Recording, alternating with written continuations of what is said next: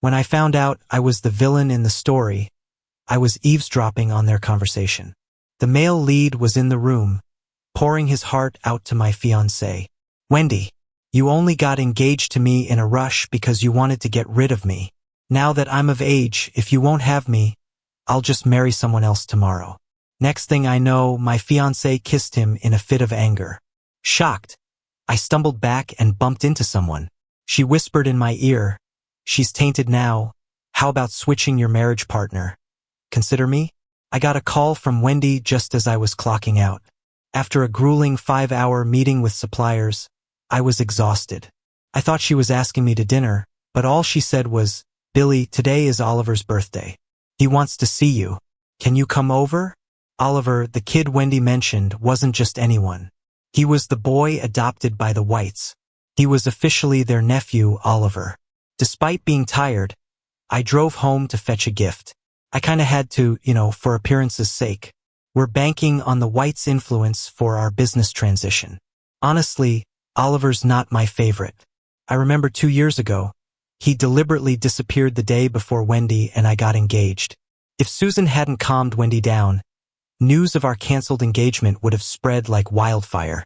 After the engagement, Oliver came back on his own. The kid said he was upset to see Wendy, his closest, getting engaged, and spent 2 days at a friend's house. His phone just happened to die. A high school kid, just a teenager, Wendy calls him a child, and I didn't want to push it. But seeing our long-planned engagement party get disrupted because of him left a bad taste in my mouth. I didn't really want to go today, but Wendy called. Right now, our family is leaning on the Whites' power for a business transition, so I have to play nice. By the time I got there, Oliver's cake was already cut. Wendy was by his side at the head of the table, surrounded by his classmates. Oliver is the adopted son of the White family's oldest branch and for some reason, not really favored by them. For his 18th birthday, they didn't even throw him a party. He introduced me to his friends as the brother from a family friend, not once mentioning I was Wendy's fiancé. I wasn't in the mood to argue, so I handed over my gift. It was a watch I picked up at an auction, not super expensive, but it was fancy. Oliver didn't take it, just pointed to a side table where the gifts were and signaled for me to set it down. Wendy's already given me a lot of auction-level gifts, but thanks anyway. Billy. I glanced at Wendy. She was focused on him, not even sparing me a look. Even knowing Oliver grew up with Wendy, it was odd. That look wasn't what an aunt gives a nephew. It's not the first time I've dealt with Oliver's lack of manners, and with his family not caring, there was no point in an outsider like me saying anything. He looked around awkwardly after I sat down, then said apologetically, "Sorry, Billy, I know you don't really like me. I didn't expect Wendy to get you here with just one call. The cake's gone, so maybe you can have mine." He looked conflicted, as if he was offering a priceless treasure. Before I could respond, Wendy grabbed his wrist, shot me a look, and said, "He doesn't like sweets." I took Wendy's hand and chuckled. "Exactly, Wendy knows me well. I'm not into sweets, Oliver, you enjoy it. But earlier you said I don't like you. Not sure where that came from. You didn't even invite me personally to your birthday. Feels like you're treating me like an outsider." But Wendy's sharp, telling me about her nephew's birthday. Right, Wendy? As soon as I finished, Oliver's face changed. He pouted, looking at Wendy, and murmured, "Wendy, I don't dislike Billy." Wendy patted his head. "Billy's just kidding with you." I chuckled, not saying another word. In fact, I do like sweets. After knowing Wendy for years and being engaged for 4, even the White servants know my taste. At this moment, I couldn't tell if she was giving Oliver a way out or really didn't know. 18-year-olds are straightforward with their feelings. They show it on their faces, love or hate. After Wendy managed to comfort Oliver, he puffed up like a proud peacock and boasted to me, "Oh Billy, Wendy even made noodles just for me. You haven't tried her cooking, right? It's amazing, let me get you some." Just as I was about to say, "I don't eat leftovers," Wendy stopped him. "This is specially made for you." Oliver stuck out his tongue and said to me, "Sorry, Billy, Wendy insists I can't share it." "That's fine, I don't like eating leftovers anyway." I was tired of Oliver's little games and decided to assert my territory. I left with Wendy after the party. With families like ours, tied by interests, appearances matter first. Since Wendy chose me, it's unreasonable for a foster nephew to keep undermining my dignity. So right in front of Oliver, I told Wendy I wanted a midnight snack. She paused, asking, "What do you want?" "I'll have the chef make it. It's late, the chefs are resting." "How about you make something?" But as Oliver kept pushing, I changed my mind. Watching Wendy roll up her sleeves, Oliver, biting his lip, teared up. Wendy said she'd only cook for me. "How could you?" Wendy watched him leave, not following. She let down her sleeves and said to me, "Happy now? He's still a kid, and today's his birthday. Why are you arguing with him?" I went silent, my face cooled. Usually I wouldn't mind, but today felt different. Oliver is just 18, I'm only 3 years older, but always expected to yield. But on my birthday, Wendy wasn't this enthusiastic. "Wendy, did you forget? He's just your nephew. I'm your fiancé. I haven't forgotten. You don't need to remind me. I have things to deal with. If you want something to eat, call the chef." This isn't the first fight we've had over Oliver. I bet it won't be the last time. Will it be like this even when I get married in the future? Thinking about it makes me feel kind of down. The Whites have a bedroom just for me. I was lying there awake till midnight, so I got up to talk to Wendy. Surprisingly, her study light was still on. As soon as I got close, I heard Oliver's choked voice coming from inside. "Wendy, I like you. I've liked you since you went to the parent-teacher meeting for me." Silence spread through the study. My heart started racing automatically. After a while, Wendy's low voice came through. "Oliver, I'm your Wendy. I'm 14 years older than you." She emphasized her role and her age, but she didn't say she didn't like Oliver. Obviously, Oliver noticed it too, and excitedly said he didn't care. "I'm already engaged to Billy. Engaged for 4 years and still not married." "Wendy, dare you say you're not intentionally delaying? So that's how it is." I was momentarily dazed before realizing I'm like the villainous fiancé in those novels, the hindrance to true love. But Wendy was the one who suggested the engagement in the first place. Inside the study, Oliver's voice kept coming. "Wendy, you wouldn't have rushed into an engagement if it wasn't to cut off my feelings. It's just an engagement, not a marriage. Even if it were a marriage, you can divorce. Wendy, you love me, don't you? Now I'm an adult. If you won't have me, I'll randomly marry someone else tomorrow. I dare you."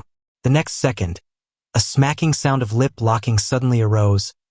"Oliver, don't be mad. I was just using Billy as a shield. Don't say stuff like that to upset me again. Okay?" The two continued exchanging heartfelt confessions. I wrinkled my nose.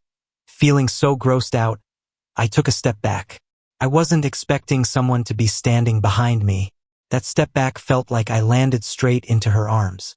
Before I could turn around, she whispered in my ear, "Looks like your fiancé is kinda tainted." "Huh? How about considering me as your new engagement prospect?" "Gina, when did she get back?" At that moment, my flustered footsteps were noticed by Wendy in the study. As she opened the door, Gina quickly pulled me into the nearby storage room. In the dark and quiet room, there were only the sound of 2 people breathing. "What's up? I thought I heard someone by the door." "You must have misheard. Come on, I've got more to say." Hearing the door close outside, I quietly exhaled. Then I realized I wasn't the one sneaking around on an affair. Why am I hiding? Gina, let go of me. Without any evidence, causing a ruckus in front of Grandma might backfire on you. They could accuse you of not tolerating Oliver. Can you guess whose side she would take? Not impossible, I admit. Susan may not like Oliver, but Wendy always fiercely protects him. If things explode now, it might not end well for me, and could mess up the collaboration between both families. I'll have to swallow this bitter pill. The Whites are all no good. Gina and I technically have truly grown up together. Back then, the age difference between Wendy and me was too big to play together. But then, right before I was engaged, this one here left for overseas studies without a word. All these years, she didn't even call, and just thinking about it irks me.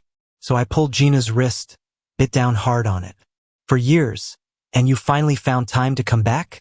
Yeah, Didn't think the first thing I'd see is someone like you getting bullied, she said, patting my head. I instinctively reached to brush her hand away, retorting, "Why are you doing that? I'm still engaged to Wendy. You dare to pat your uncle's head?" The moment the words left my mouth, the air fell silent. After a while, Gina lightly chuckled, teasingly repeating, "Uncle." I couldn't help but recall her earlier suggestion to switch fiancés, my face turning red. "It's getting late. You should get some rest."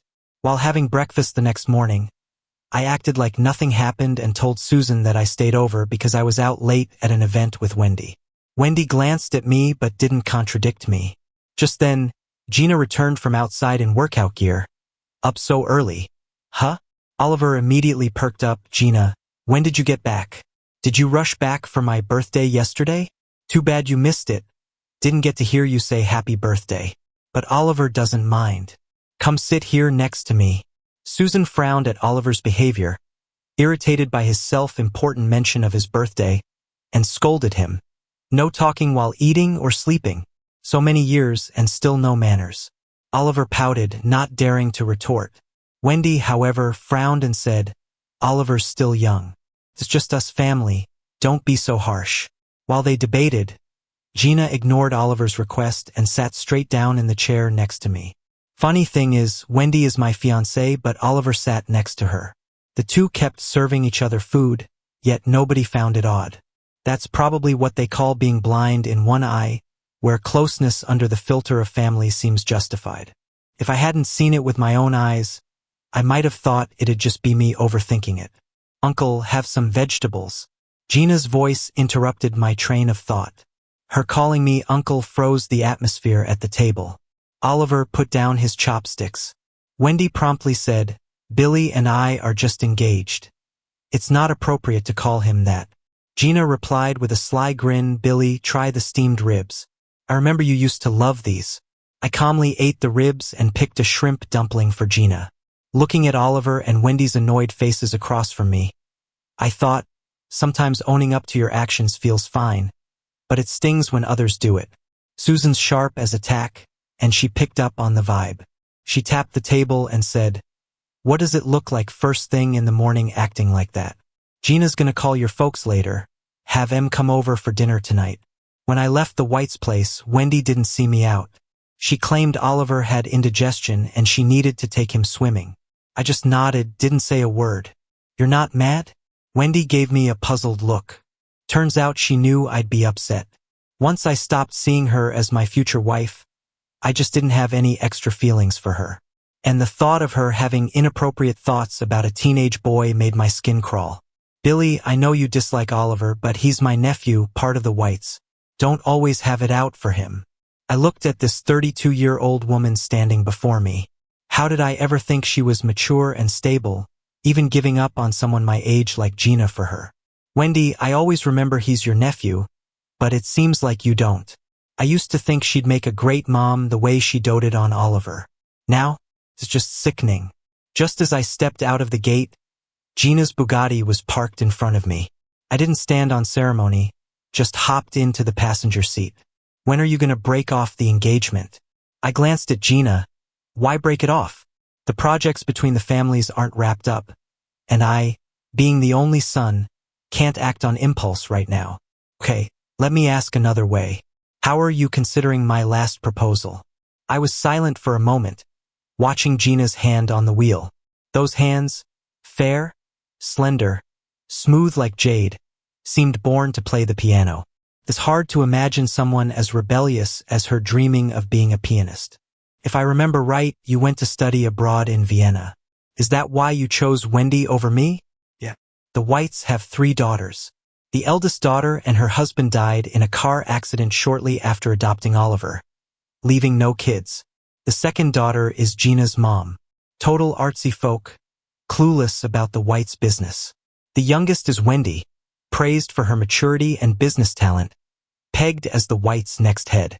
Marrying in, obviously, for maximum benefit. They say amassing wealth is to give kids more choices, but really, the rich fear slipping down the ladder. Besides, I subtly asked Gina back then. I still remember her playing Schumann's Traumerei, saying she hoped to be a world-class pianist.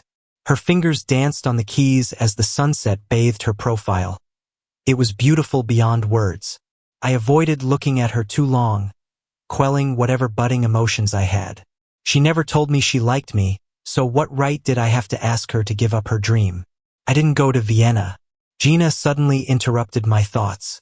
I frowned, looking at her, puzzled. She smiled, tapping my forehead. I went to England, studied business. What? Everything I knew felt wrong. Gina didn't explain, just parked the car by the roadside.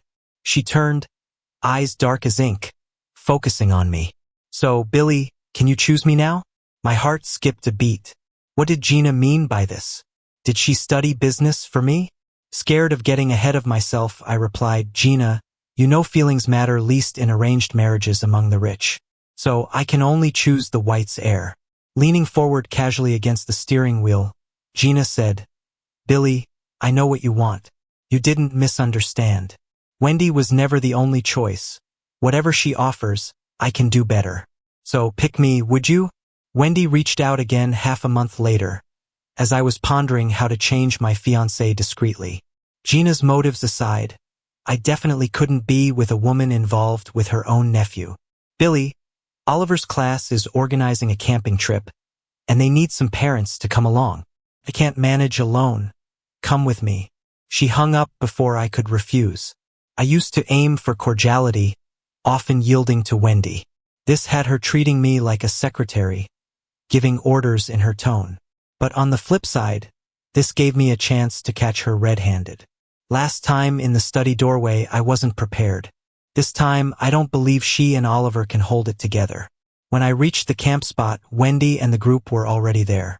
But Oliver seemed to be in a huff, avoiding her and chatting with a male classmate instead. Then, out of nowhere, Gina's voice came from behind, Billy. Before she got near, Wendy, for some reason, hurried over, grabbing my bags. Billy is my fiancé. Gina raised a brow and said nothing. I got a chill. She'd never been this openly enthusiastic before. Thinking back, since our engagement, she kept a friendly distance, probably worrying about Oliver feeling jealous. Using me to cover her shady thoughts, while resenting me for holding her beloved's title.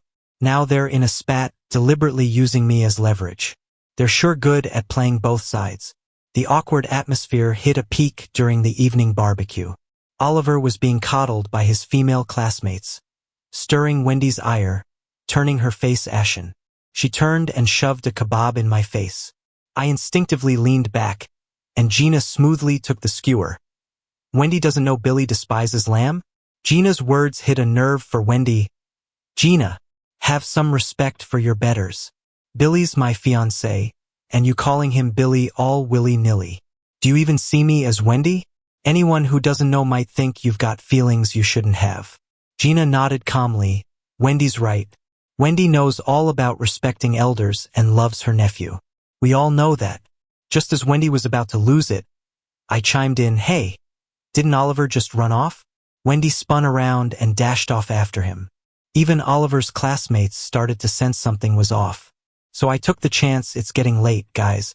Clean up and rest. Gina and I will go find them. Gina and I strolled down the path, our shadows stretching long under the moonlight. Did you just call me something? Gina walked behind me with her hands in her pockets.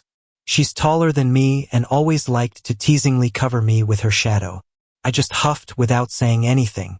Gina just laughed lightly. Felt like being back in school. Gina and I are the same age, and we've been going to the same fancy school since elementary. When the driver was late because of traffic, we'd stroll around the school, just like we are now. Maybe it was the beautiful moonlight, but Gina suddenly took a deep breath. Billy, actually Before she could finish, I turned and covered her mouth. I was focusing on the sound of Oliver crying in the distance, not noticing Gina's reddened ears and the fleeting disappointment in her eyes. Wendy, when are you going to break off the engagement? It's been 4 years. I've held on for 4 years. Do you know how hurt and sad I am every time you say Billy's your fiancé? Oliver, it's not what you think. Just hang in there a bit longer. When Grandma officially hands over the family to me, I'll call off the engagement and let Billy make it up to you. Okay? Really? You promise? Really? I swear. Wendy, why did you want to marry Billy at first? He's so amazing. Do you really not like him at all? Oliver, isn't it because of you? You were so young back then. I was afraid I couldn't control myself. I thought getting engaged would stop me from thinking about you, but Wendy's voice got lower, followed by kissing sounds. I couldn't bear to listen any longer. From Oliver's side, the tender romance continued. Wendy, Can I? I quickly pulled Gina back the way we came. Much to my surprise, it took over 10 minutes before we saw Oliver slowly walking back, carrying Wendy. It seemed they even took a break along the way. Gina and I squatted in the shadows. She leaned over and whispered to me, Billy, I'm not as old as Wendy. I'm in much better shape, don't worry. I won't be like that. I glared at her hard. The next day, on our way back, seeing the cheerful Oliver and the heavily dark-circled Wendy put me in a particularly good mood. Who would have thought that on this trip, I'd get both video and audio? If I play my cards right, I could end up the big winner here. It's like I'm turning into one of those villainous side characters. Billy, what's got you so happy? Oliver asked, which was rare. There was still a bit of smugness in his eyes. Oh, nothing. Just thinking about a project back home that's wrapping up and about to launch. What's better for PR than a wedding for an heir? My fiancé and I might tie the knot soon. Oliver smirked wickedly. Is that right, Wendy? Wendy frowned at me. Billy, stop spouting nonsense. I'm not planning on getting married anytime soon. I just smiled without saying anything. This big piece of leverage, I haven't yet decided how to use it to my greatest advantage. It wouldn't be a problem to bring Wendy down, but as for Gina, I still need to evaluate her capabilities. That's what I thought, and that's what I told Gina. She playfully tapped my forehead. Billy, just you wait and see. 3 months flew by. I was swamped with work, so I didn't keep in touch with Gina all that often. As for Wendy, she's definitely busy dating Oliver. I kept seeing Oliver subtly flaunt their romance online. One day, after a meeting, my assistant came up to me. The other project lead has changed over there. We need to run through the whole process again. Really? So suddenly? Yeah, and I heard the newcomer's handling all our collaborative projects now. Raising an eyebrow, I had my suspicions. And those suspicions were confirmed when I saw Gina. In the elevator, I asked, what made you pick our company's project to get involved in? Isn't it a wife's duty to do her best for you? Besides, if Wendy goes off the rails, I have to protect Billy's interests. I couldn't say I wasn't touched. Wendy never paid attention to collaborations before. When progress stalled, I'd have to personally chase things up. I looked down and turned my face slightly away. Just one step. One more step and I'll say yes, Gina. When the elevator door opened, I expected to see Wendy's assistant. Instead, it was Oliver. Dressed in business attire, he had a confident grin. Wendy said after I graduate, I'd work here, so I'm getting familiar with the place. She's really busy. I've got more clients to meet shortly, so make yourselves at home. Before I could reply, Gina spoke up. Billy has me to show him around. No need to trouble you. But Oliver, what's with your neck? Did a wild mosquito bite you? And you're meeting clients like that? Oliver quickly covered his neck, throwing a guilty look my way. He seemed to shrink, nervously explaining away. Gina scoffed and guided me toward the meeting room. The negotiation went exceptionally smoothly. So smooth, I wondered if it was even necessary for me to be there. Our business partner, care to join us for dinner tonight? I've booked your favorite place, Gina hinted, eyebrows raised. Having dinner with a business partner is totally above board. Gina knows I wouldn't risk anything before it's signed, sealed, and delivered. So, is this your way of asking me out? Just as I was about to reply, we heard a commotion in the hallway. What's going on? Gina asked her assistant outside. Oliver's meeting went south. The client stormed out in the middle. Now Oliver's saying his supervisor deliberately forgot to tell him important details. He's crying and demanding to see Wendy. I looked at Gina inquisitively. A little birdie told me Oliver got in through internal family recommendations, implying everyone knew Oliver's connections, so no one would dare sabotage him. Oliver was crying up a storm, and things heated up. Finally, Wendy got called into the office. Billy, want to watch the show? I shook my head. Common sense says Wendy will stand by Oliver for sure. And sure enough, later that evening, while Gina and I were at dinner, word came that the supervisor was fired. Wendy's infatuation is blinding. After all, Supervisor Fong was a veteran at the company. As for Oliver's actions, the result of the incident, hardly convincing. For us, it's actually beneficial. Wendy's lost her support, making it easier to kick her out of power in the future. Right then, Gina's phone rang. Her playful expression suddenly vanished. Middle-aged and jobless, Supervisor Fong couldn't take it anymore and jumped. No one expected it to escalate this much. The media, like sharks smelling blood, camped outside the company. Susan was fuming. Gina argued to take responsibility and compensate the family. Wendy, defending Oliver, harshly said setting a precedent for compensation would make the company seem guilty. His suicide was a sign of weakness and had nothing to do with Oliver. If everyone wanted to commit suicide, should they first join the company? Are we a charity? Gina recounted this with a tone full of sarcasm. I lowered my eyes, contemplating the best timing to release the audio of Wendy and Oliver's private meetings, ensuring it wouldn't backfire on us. But before I could act, an unexpected twist happened. The company's PR crisis indirectly affected the project's progress. I found myself shuttling between companies, meeting with Gina. That day, as I reached the underground parking garage, I saw Wendy with Oliver, who was bundled up tightly. "Billy, you're here. Reporters spotted us. Swap clothes with Oliver and let us use your car." I clenched my car keys and stepped back. At this point, I wasn't afraid of confrontation. Seeing them together in this predicament was bold. I'd heard Oliver struggled with insomnia, needing Wendy's comfort daily, and still they had the nerve to show up at the office. "Billy, now's not the time for tantrums. Be reasonable." I was always too lenient with Wendy. Meanwhile, I texted Gina, ridiculing Wendy. "Wendy, if you aren't using your brain, save it for inheritance. Think I can't see your relationship? Though I must admit, Cupid's trash separation was spot on. You and Oliver are a great match. A scumbag and a beast, indirectly responsible for a death without a hint of guilt." Wendy, angry, grabbed my shirt. Just then, something unexpected happened. A gaunt man, knife in hand, rushed out from the shadows. "Wendy? Wendy, you killed my wife, I'll kill you." Probably Supervisor Fong's husband.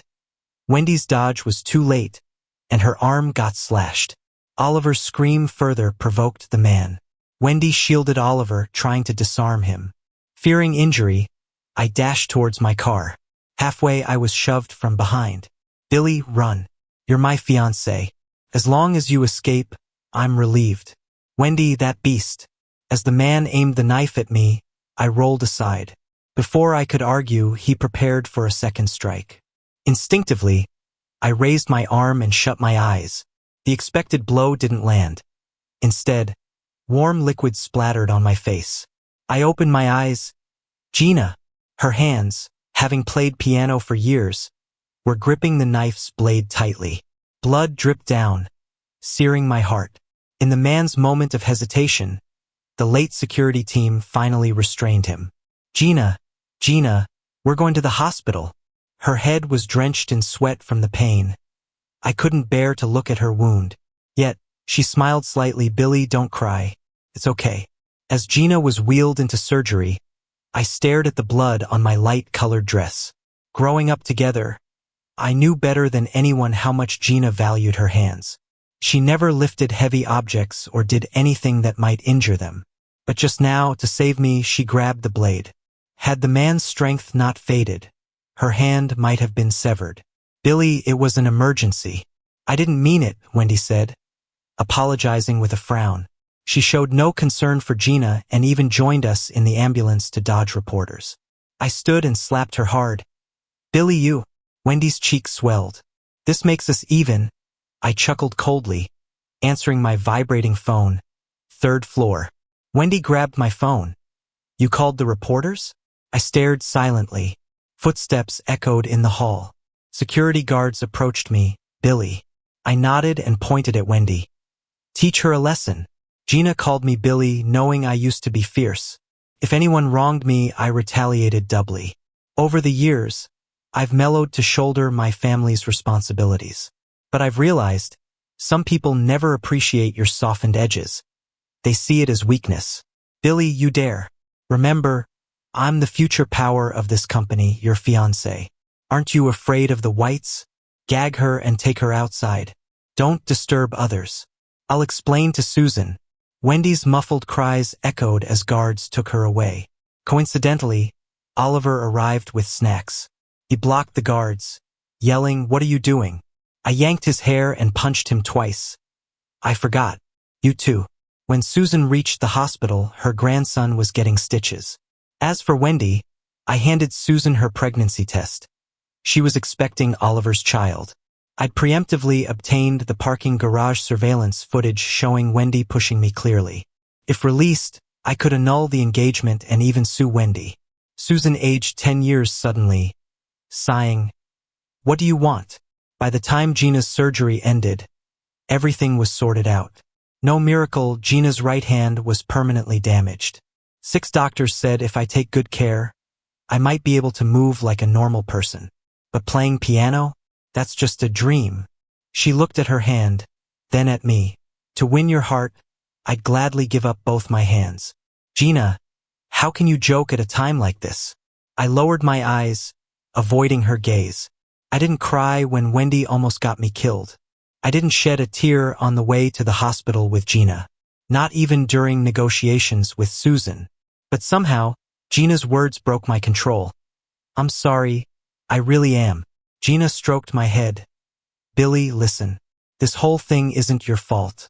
Don't blame yourself. I was too slow to recognize your hints, and by the time I did, you'd already accepted Wendy's proposal. But do you know why I still gave up going to Vienna? Because even if there was a slim chance, I wanted to take it. Thankfully, fate favored me for once. In my youth, I feared nothing, and now I have no regrets. I sniffled. Even if I decide to break the engagement instead of switching partners, you wouldn't regret it?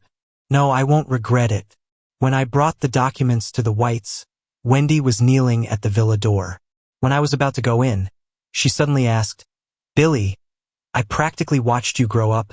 Do you know why I love Oliver? Not you. Because you're always calculating. Marriage, life, and everything else is just a means to an end for you. Oliver is 100 times more genuine. I rolled my eyes. Even if I switch, it'd be my own choice. Besides, what's so special about the love of a middle-aged woman? In the study, Susan sighed as she signed the contract. She didn't want to give up on Wendy, hoping to save her one more time.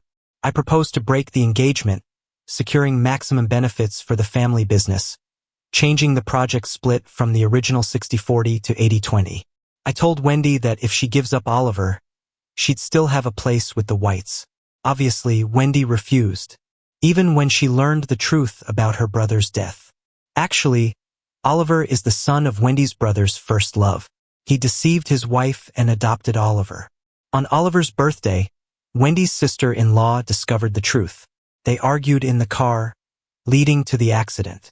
Emotionally and rationally, the Whites would never allow Wendy to marry Oliver.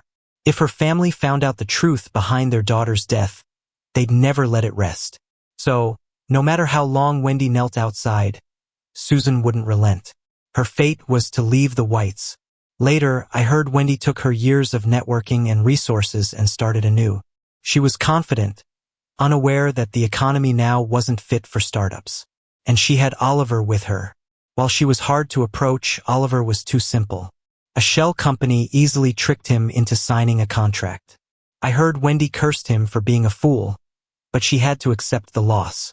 Gina was telling me all this while I was helping her cut steak. Her hand hurts, so Billy feeds. I suddenly realized, you Whitties are quite romantic. Gina shrugged. Seems like it. I paused cutting the steak. Have you heard of the saying love and hate come from the same source? Wendy liked Oliver's simplicity, but once the feelings change, that simplicity becomes stupidity. Gina frowned immediately. Really? What is it that Billy likes about me? I'll change it right away. Gina. She laughed, pinching my cheek. Because of love comes worry. Because of love comes fear. Billy, when you say this, you're already done for. But have you ever thought, a lover's care is the same, your worries become mine too. So don't be afraid. I lowered my eyes. Gina, I set that shell company to trap Oliver. So what? I'm not smart, so I feel better when Billy's sharp. So Billy, I have a lifelong partnership I'd like to propose. Are you interested? Suddenly, I recalled reading Simone de Beauvoir's Les Belles Lettres. I yearn to see you. But remember, I won't ask for it. Not because I'm proud. You know, I'm always honest and straightforward with you. Because only when you also want to see me will our meeting be truly worth it. Gina, I'm in.